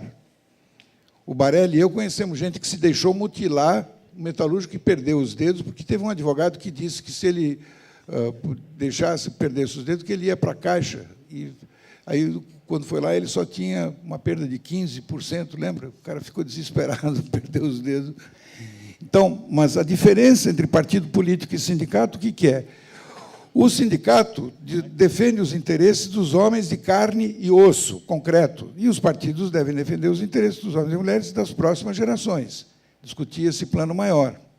As associações de bairro têm a ver, evidentemente, com o local de moradia. Os partidos se organizam por local de moradia. Os sindicatos por local de trabalho. Grande parte, você estava falando da força de trabalho, hoje não tem local, está a céu aberto, seriam os informais. Mas, ainda assim, existe o território. E, ainda assim, tem a discussão de quanto vale, se vale mais ou vale menos. Em relação à questão das 8 horas, eu não estou falando que é 888 hoje, é tempo livre para a pessoa. Eu tenho aqui, eu saí agora, sábado, concluiu-se um curso com estudantes de jornalismo, do projeto Repórter do Futuro. E nós fomos descobrir que estavam dormindo 4 a 5 horas por dia. Pô, mas o estudo é individual, não existe estudo coletivo. O que é coletivo é o debate. Qual é a hora que você estuda? Nós vamos ver que a maior parte dos estudantes, desses 25, não tem tempo livre para estudar. 4 horas na condução, dormindo 4 ou 5 horas, e o resto é trabalhando, como bancário, como comerciário ou estagiando em algum lugar. E não pode ter o prazer da leitura de um livro, ou de acessar o site, ou seja, de trabalhar do ponto de vista intelectual, ter tempo livre para isso. Então, bom, o debate é extremamente interessante. A questão é, como é que a gente coloca, de onde partimos num momento dado, né? Alguém fez uma pergunta, se eu lembro bem, sobre como a mídia monopolista, ou um tipo de mídia, tinha uma influência ou não, condicionava os conteúdos e as dinâmicas do movimento sindical. Aí, eu coloquei o desafio de não apenas pensar aos condicionantes externos ao movimento sindical, mas também aos condicionantes internos, na sua capacidade e ou incapacidade de lidar com as transformações que sempre atravessaram o mundo do trabalho e a relação de conflito e contrato entre capital e trabalho, que não foi sempre a mesma no tempo e no espaço. Por exemplo, se eu for num porto brasileiro, encontro 40 sindicatos e 40 categorias. Se eu for num porto europeu, encontro um sindicato dos trabalhadores portuários, e não 40 sindicatos. Isso faz um sindicato diferente, né?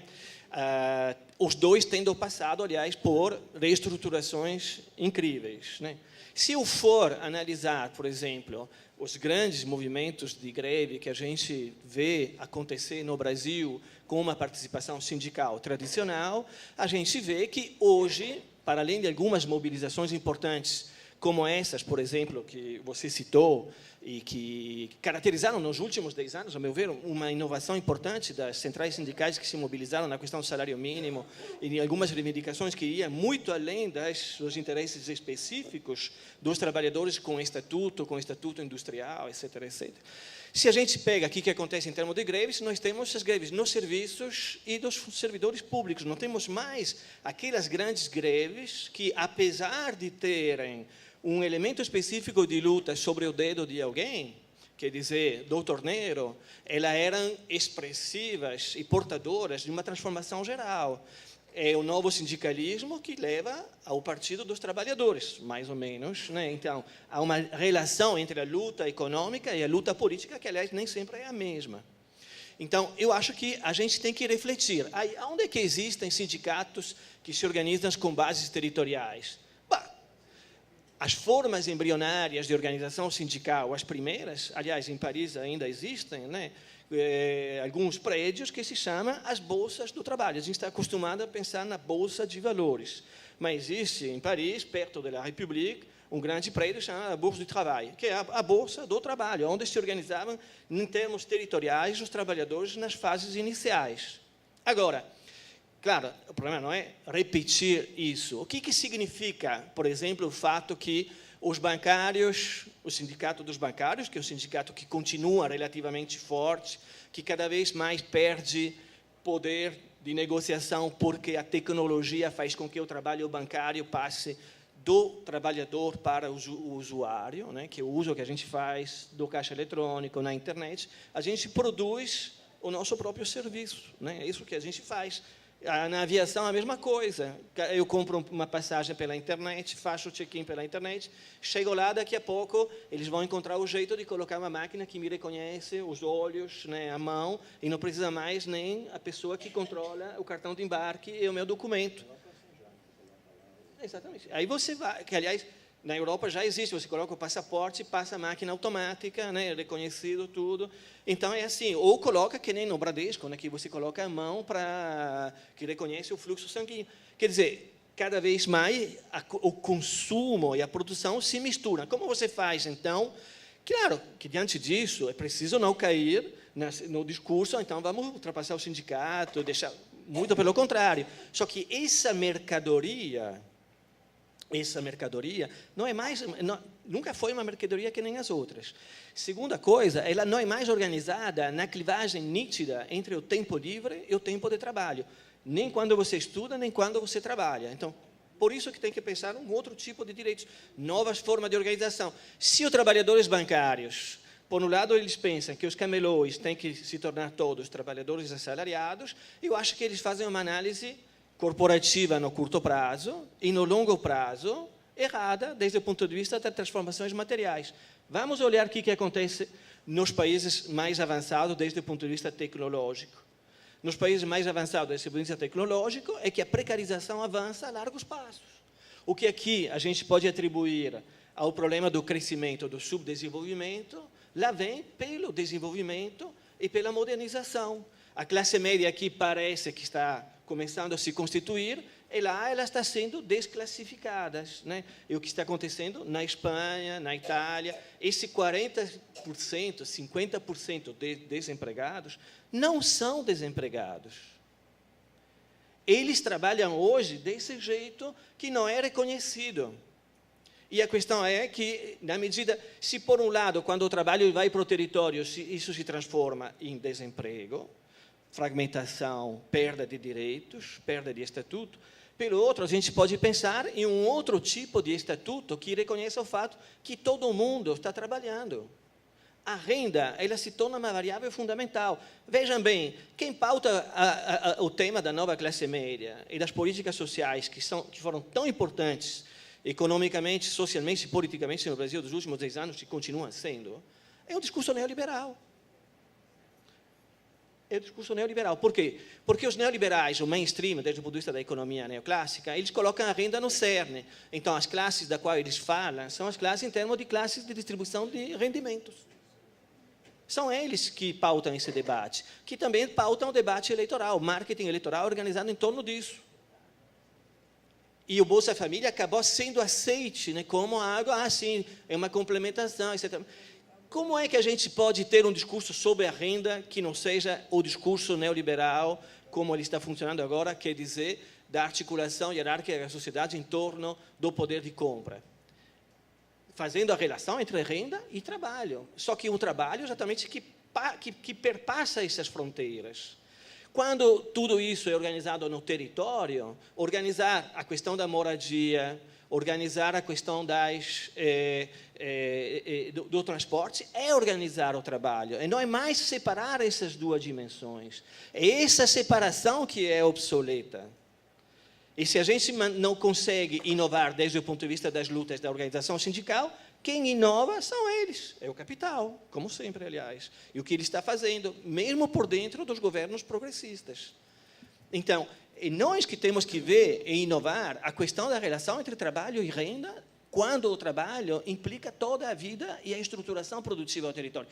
Hoje, a qualidade de vida e de trabalho numa cidade como São Paulo, numa cidade como Rio de Janeiro, depende muitíssimo de variáveis que não são internas imediatamente, formalmente, à relação de trabalho. A qualidade do transporte, aonde é que está a moradia, o que tem no entorno da moradia. O que está acontecendo no Rio de Janeiro, inclusive em função de programas como Minha Casa Minha Vida, em função dos mega-eventos, é uma coisa horrível.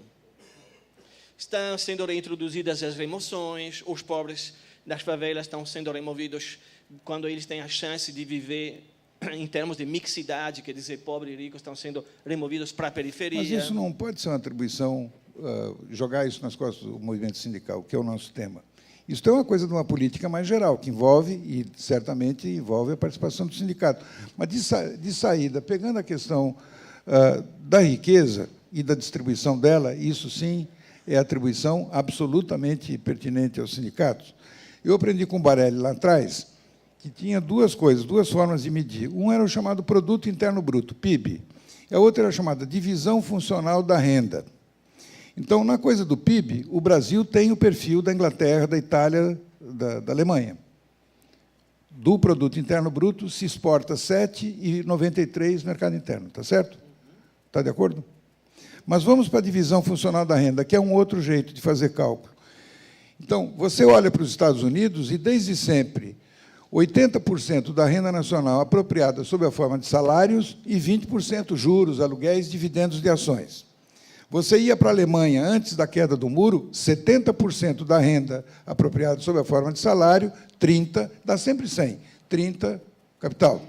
Ia para a Argentina, as pessoas se impressionavam como é que na Argentina, então, historicamente, 50% da renda nacional apropriada sob a forma de salário, 50% capital. Como é que era no Brasil? 23% salário, 77% capital, o contrário dos Estados Unidos. Então, quando surgiu o tal do sindicalismo de resultados, que era aquela bandeira agitada pelo Medeiros, eu fui a ele e falei, pô, até que enfim, alguém sacou. Ele não sabia o que era renda funcional, Barelli. Se cunhou o slogan, porque 23 vira 24, 77 vira 76, é como se fosse um dial do rádio, é uma conquista. Como é que está hoje? Como é que está hoje a divisão funcional em Dalbor? Como é que está hoje? 37, quer dizer, a gente saiu de 23 para 37. De 23 para 37, isso é uma vitória extraordinária. Então, em comparação a qualquer país, você está dizendo, nós estamos indo para um canto enquanto os outros já estão entrando em decadência. Eu acho isso mesmo. A Europa não tem mais saída.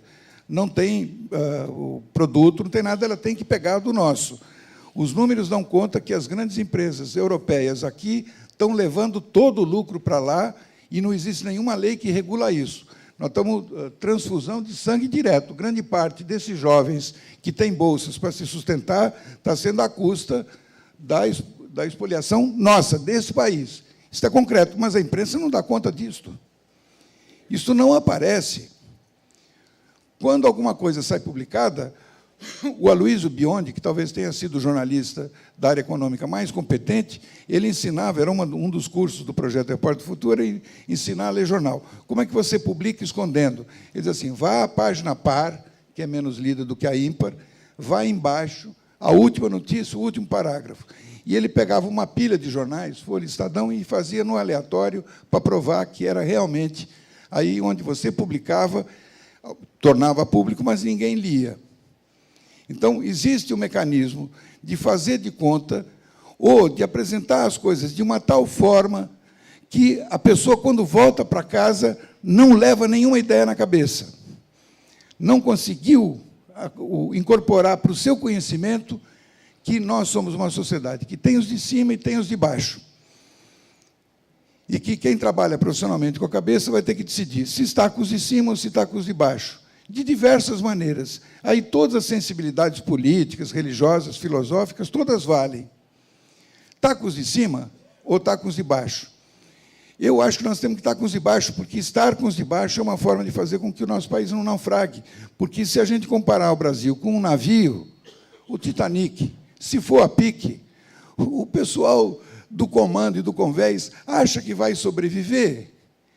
Mas, em São Paulo, eles montaram condomínios fechados, Alphaville, carro blindado, o sujeito não vai mais no cinema, traz o filme para casa, se quer se divertir, vai para um clube fechado, e se ele quiser ter o prazer de andar a pé, ele toma um avião e vai andar em Lisboa, ou em Buenos Aires, ou em Santiago, mas não em São Paulo. Então, os que dirigem deveriam se dar conta de que isso é um país permanente, que isso teria que ser um país para todos, e que, se isto for a pique, morre quem está no porão, é evidente, mas também não se salva quem está no convés. Esta ideia da gente imaginar, de nos imaginarmos num país que é um navio, talvez seja uma boa ideia. Não há solução individual. Não é possível. A ideia da bolha que o Michael Jackson inventou para ele, que ele ia viver não sei quanto tempo eternamente, respirando oxigênio e tal, na verdade, era uma maluquice. Estava se trocando de outro jeito, não existe essa bolha. Essa possibilidade está fora da sociedade.